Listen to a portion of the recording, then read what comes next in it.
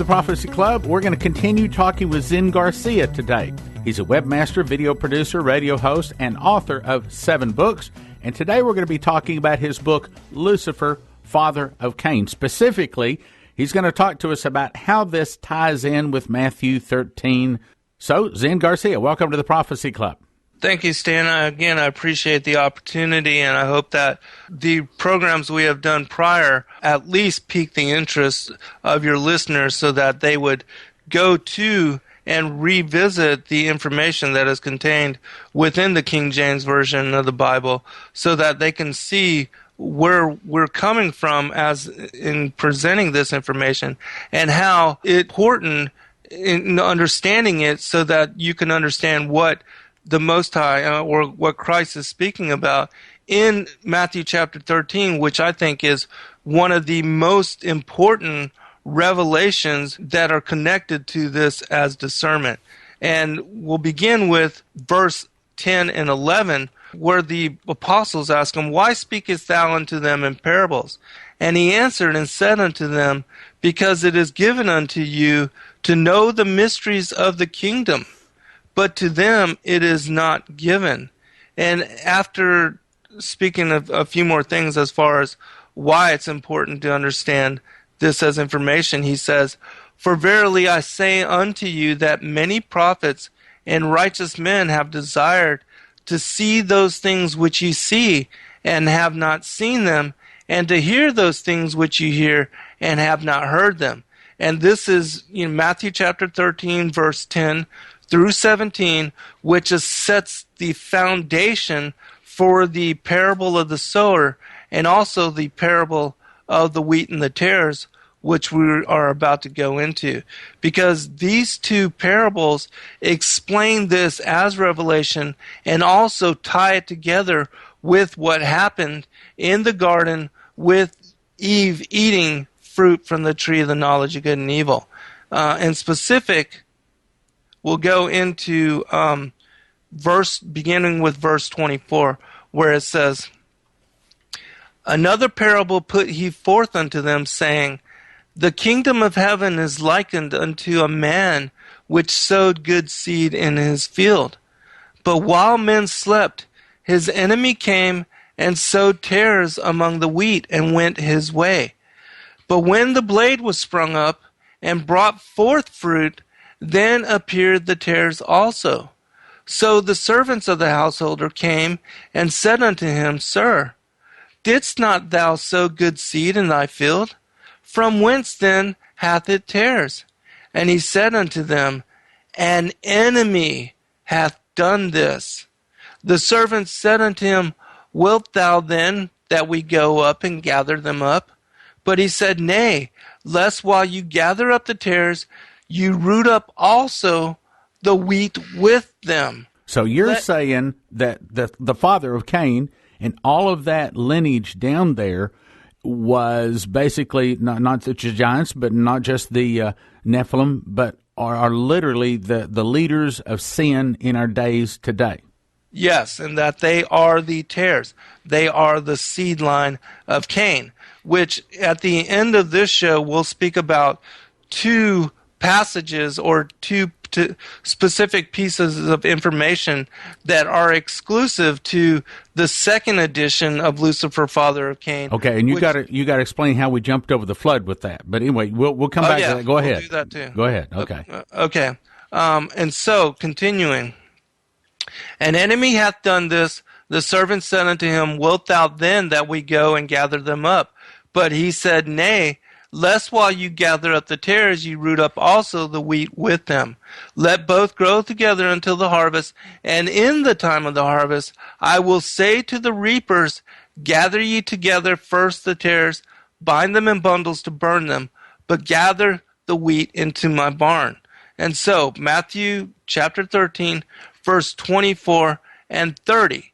And so if we revisit this, the parable of the sower, this is the whole thing of what happened in the garden. But while men slept, his enemy came and sowed tares among the wheat. This is speaking about the beguilement of Eve, and that whatever Adam was doing, whether he was because some scriptures or some other extra biblical texts, they speak about Adam as being in a different part of the garden, tending the garden. Eve was left alone, and that the serpent, the Nakash, went up to her and, tempted her to eat from this fruit, which was the result was her beguilement. And in what we're laying out here, the discernment of which resulted in her being pregnant with Cain. So, but when the blade was sprung up, this is actually when the children were born and brought forth fruit, then appeared the tares also. So when the children were born to Eve, first Cain and then Abel, they understood that Cain was of a different nature. So there was something about him that, and it says in some of the other passages, that he was like the heavenly beings and not like the earthly beings. So there was something significant about him that made him immediately not like the regular children born, in this case, Abel first, and then with Seth. Well, I do find it interesting that Cain complained to God and said, look, they're just going to kill me. And that's when he put a mark on Cain and told everybody not to kill him. Right. Yeah, because there was something about him that was different. What that was is yet to be determined. Of course, we don't have the exact details on that, but there was absolutely something different. And this is, in my opinion, also why Genesis chapter 4, verse 3 speaks about Seth as being born in the similitude and the likeness of Adam. And so there's something to this. And so then the servants of the householder came and said unto him, Sir, didst not thou sow good seed in thy field? These are the children of the woman, the seed of Adam, because Abel was killed, which would be replenished with Seth. From whence then hath it tares? And so the Most High tells them, he said unto them, an enemy hath done this. And so the servants are the angels. And they go to the Most High and they ask him, how is it that this seed, this tare line, these evil, the seed of the serpent, ended up being upon the planet, in which in this case the garden, the field is the garden, the world. And where did the tares show up? How did they get to be there? And he says, an enemy hath done this. And so then they ask him, as the angels, wilt thou then that we go and gather them up? But he said, nay, lest while you gather up the tares, you'll root up also the wheat with them. Let both grow together until the harvest. And then in the time of the harvest, I will say to the reapers, those angels that he's going to send out to differentiate, to gather the tares for burning, and also the wheat for the barn. He tells us in the parable of the wheat and the tare exactly what he's speaking about as far as the enemy that sowed the tares. And that he says this without parable form. Well, I think I need to point out here that a tare genetically is not wheat. Wheat is not a tare. However, the interesting part is, if you do a little study on this, and I have, they look exactly the same in the first 1/3 of their life, the middle 1/3 of their life, the last 1/3 of their life. They look exactly the same until the harvest, and then the wheat has fruit. It has seeds there, and the seeds causes the wheat to bend over, whereas the tares have very small seeds. They don't have fruit to them, and they still stand up. And that's the reason he says in the time of harvest, let's go gather first the tares. Literally, they did gather the tares of another DNA type because the farmer would walk through, because the tares were easy to spot. However, if they allowed just one tare to get in that wheat, the tare seed is extremely bitter and would ruin the flour that they want to make their bread with, okay? So they would go through and they would pull up all of the tares, rather easy to pull them out because they stand up, you can see them. Then after they remove the tares, then they just mow down the wheat and gather it all into the barn. Right, and I think also that there's a reason why the Most High created the wheat and the tare in the way that he did, and I think it's also speaking about how the elites, that they're so proud and haughty that they would not bow down to the Most High. Right. That they are arrogant, just like Lucifer in his vanity. He wouldn't bow down to the Most High. He wanted to be as God himself. He wanted to rule. He couldn't be a servant to the Most High, but he wanted to be like the Most High. Well, there is another parable to tie in there too. Okay, when they've gathered all of the wheat, they put all the wheat, and that's the leaves, the sticks, the straw, the all parts of the plant, in a big pile. Then they take a flail, which is two sticks tied together in the middle with like a piece of leather or something like that, and they flail the wheat. They beat the wheat, and that is a picture of the 7-year tribulation. Right. And the trouble, the beating of the wheat, separates the leaves and the twigs and the stalk from the wheat. So you got this big pile of the whole wheat plant all beat to pulp. So then they throw it in the air. If wind is blowing, then it blows away the wood, hay, and the stubble. The leaves, the sticks, the stalks, all of that blows away. It's light.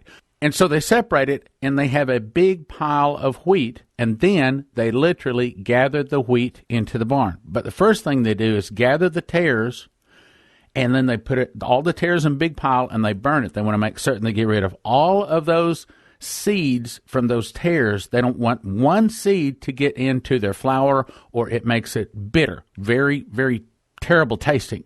Then they do the thing with the wheat. Absolutely, and I think this is another confirmation from nature and the way that the Most High manifests creation as to exactly what we're talking about, and the differences between the seed of the serpent and the seed of the woman.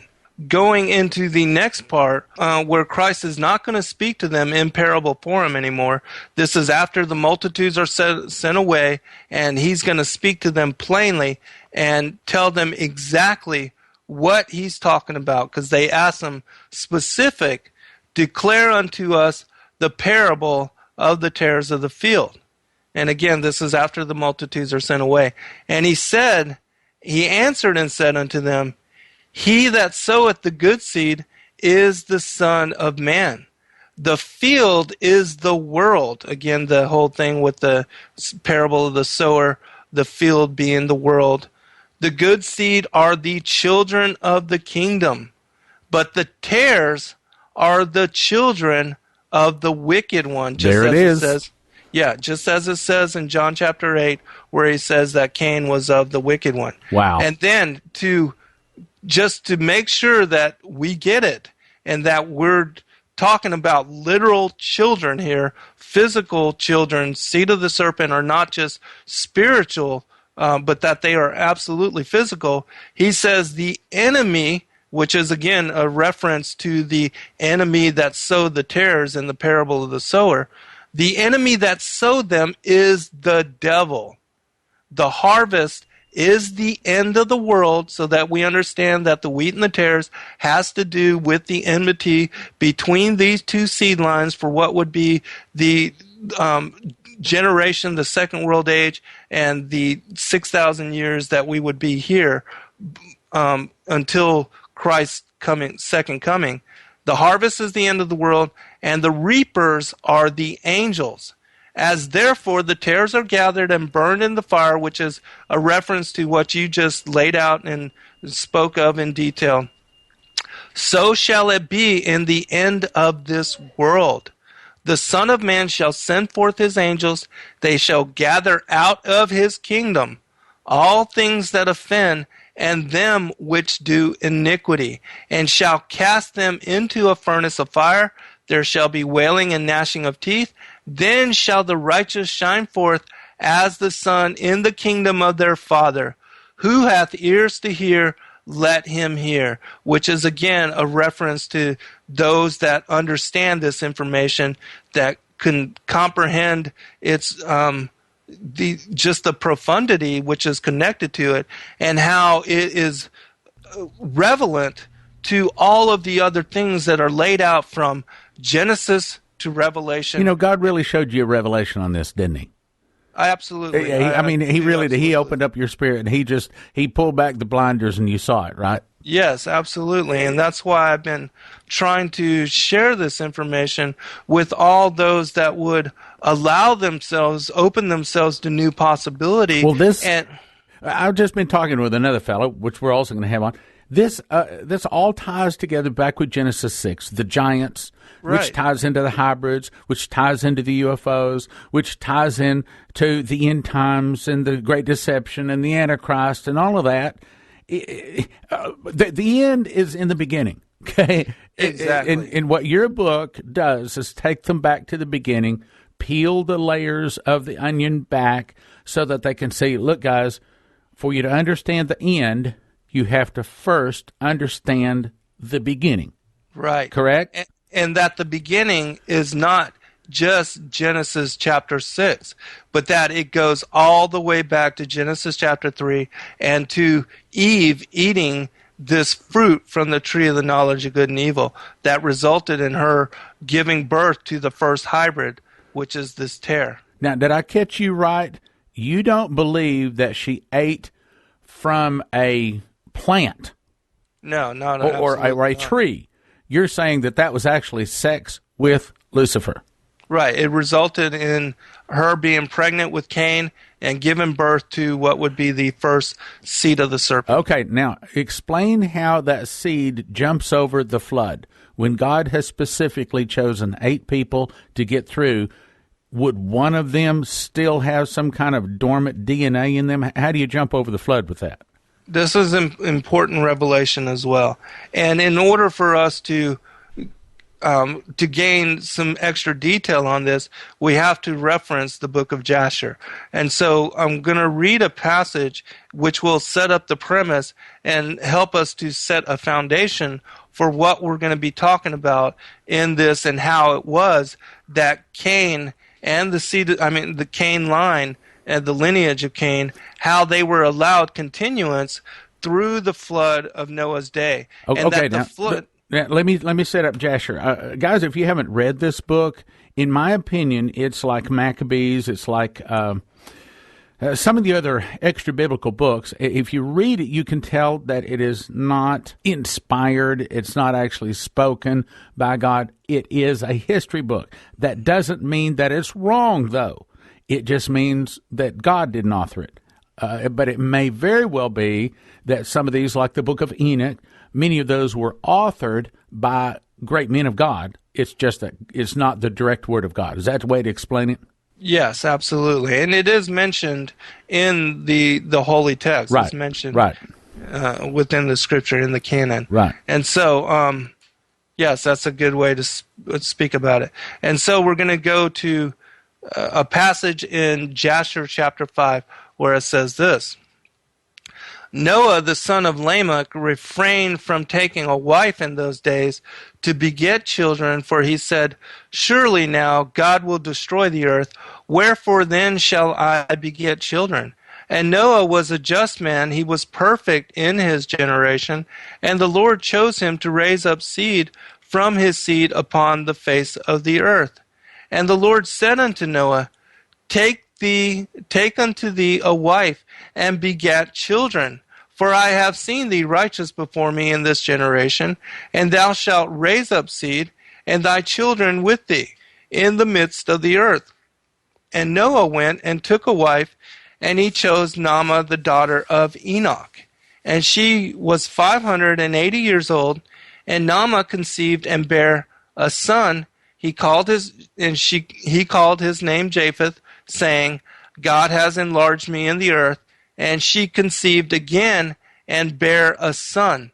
And he called his name Shem, saying, God has made a remnant to raise up seed in the midst of the earth.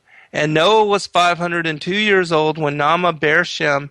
And the boys grew up and went in the ways of the Lord in all that Methuselah and Noah their father taught them.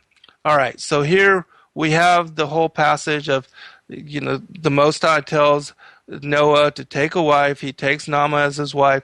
Then in this particular passage, it speaks about the children which are born unto Noah and his wife Naamah, and that they went the ways of the Lord, and they grew up in all the things that Methuselah and Noah, their father, had taught them.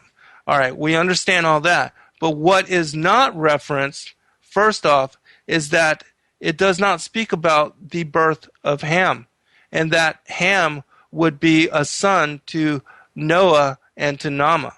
And we know that Naamah is listed, or a Naamah is listed as the sister of Tubal-Cain in Genesis chapter 4, which is, again, a reference and cites in detail the lineage of Cain from Cain all the way to Tubal-Cain, the children of Lamech, which are the 10 generations which lead to the flood. And that in Genesis chapter 5, it lists in detail the lineage of Adam, and it remarks on Adam to Noah. And then, after that, it goes on into how the planet was repopulated. Okay, so you're saying Ham was not the son of Noah's wife Naamah. It was the son of someone else. Right. And so the seed could have got in through that direction. Right. And so what I'm speculating on is that Naamah, which is listed here as the daughter of Enoch, first, this Naamah is not the sister of Tubal-Cain, because Enoch in Cain's line is the firstborn son of Cain. It goes from Cain to Enoch and then continues. And so if Naamah were the daughter of Cain, she would be very much older than Noah. And so, but if we understand that the Naamah, speaking of, because it says in this particular passage that Naamah was the daughter of Enoch. And so if we understand that this Naamah was actually the daughter of Enoch, who was the son of Yared, and it was during the time of Yared that the Watchers came, then she would be very close in age to Noah, who was the son of Methuselah. And so understanding that first, and that this particular passage references that the first two children, Japheth and Shem, that they were born from Naamah and Noah, but that nowhere is mentioned that Ham was the son of Naamah or Noah. And it's my speculation, and Dr. Joy writes about this. She's got some additional information in her third book, Beguiled, which is all about the two bloodlines and the lineage. She talks about how Noah took a second wife, and that it was through this second wife that Ham, when it speaks about he had seen the nakedness of his father, that those references are actually talking about that he had fornicated with his mother, and that the result of that was the birth of Canaan. And that we know Noah, after it speaks about Ham having seen the nakedness of his father, that Noah cursed Canaan and made them to be servants unto the line of Shem and the priesthood. And this is the same thing that happened during the time of Joshua, when the Kenites said that they were from a far off people and that they had come from a far away, and he made a pact with Joshua, and the princes had promised not to kill them, but then when Joshua found out who these people were, he made them servants unto the priesthood. So this line of the devil has been there since the very beginning. Very beginning. It made it through the flood, and it's going to make it right until the end of the harvest, just like Matthew 13 says. Right. And the reason... that's a real revelation. It is. That's really important. Guys, I really think it's important that you get this. As a matter of fact, we're running out of time. Quickly tell them about your book. Okay, well, first, know that this information and some of the things that we can go into in another part, that this is all exclusive in the second edition, which is being offered through the Prophecy Club. That all of the other Lucifer, Father of Cain's books that are being sold on Amazon and other places are not the second edition. So you do have to get these through the Prophecy Club in order to get this additional information. And again, I think it's just absolutely important and critical, and that's why Christ emphasized this in Matthew chapter 13 as being a revelation. He says, I will utter things that have been hidden since the foundation of the world, and how all this is important to us as the fig tree generation in order to understand those things which have been laid out in the entirety, the full foundation of the canon, both Old and New Testament, and that the beginning was not Genesis chapter 6, but Genesis chapter 3, and that the end is, again, when the reapers as angels are sent out to gather the tares and the wheat. So there you go. It's called Lucifer, Father of Cain. Call 785-266-1112. Grab your cell phone, type the word in here, type the numbers in, 785-266-1112. Lucifer, Father of Cain. We ask a gift of $25 or more. Help us out with the radio airtime. You can give more than the $25.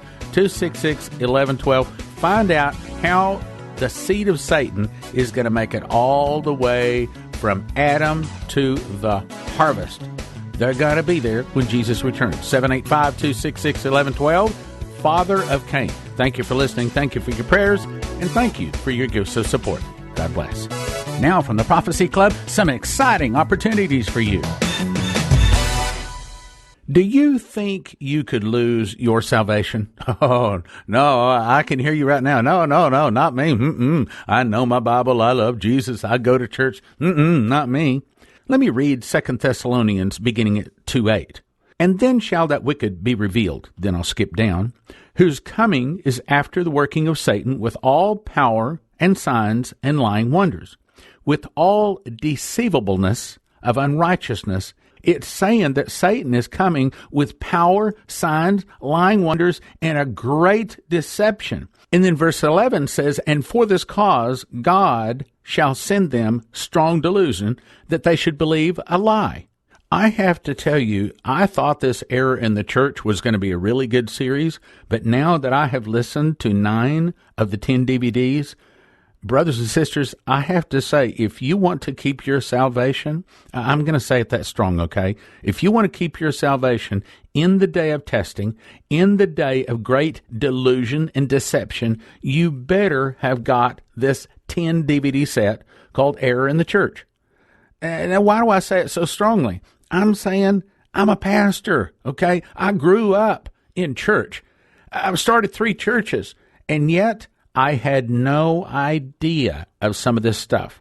I'm going to say that if you don't get this, you could very well fall into the deception that is coming. I'm talking about the deception that's in the church. It's that desperate. I beg you. I implore you. What can I say? It is that good. If you've ever believed anything I've said, get this set. Error in the Church. 10 topics: mysticism, New Age in the Christian Church, Kundalini Spirit, Chrislam, Seeker-Friendly, Emergent Church, New Reformation Church, or Kingdom Now Theology, Hyper Grace Movement, G12, Tazy Worship, Tangible Kingdom Movement, False Christ, and What Else is Wrong. 10 DVDs valued at $300. We're asking a pre-order gift offer of $180. Now, would you give $180 to know that you are not going to be deceived? You won't fall away? You won't lose your salvation? Guys, I mean, I have to say, it's that serious. Call Prophecy Club, 785-266-1112. 785-266-1112. Error in the Church. You'll be glad you did.